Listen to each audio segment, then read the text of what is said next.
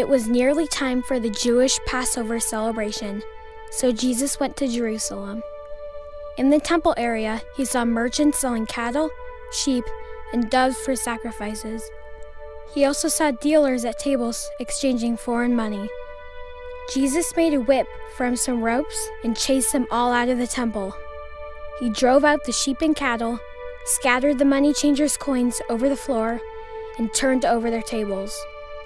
Then, going over to the people who sold doves, he told them, "Get these things out of here.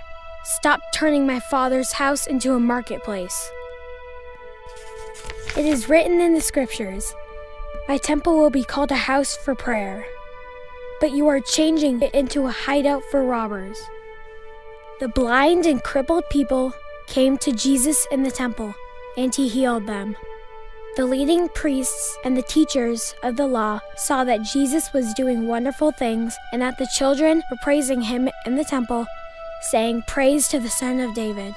All these things made the priests and the teachers of the law very angry. They asked Jesus, "Do you hear the things these children are saying?" Jesus answered, "Yes. Haven't you read in the scriptures, 'You have taught children and babies to sing praises'?" Then Jesus left and went out to the city of Bethany, where he spent the night.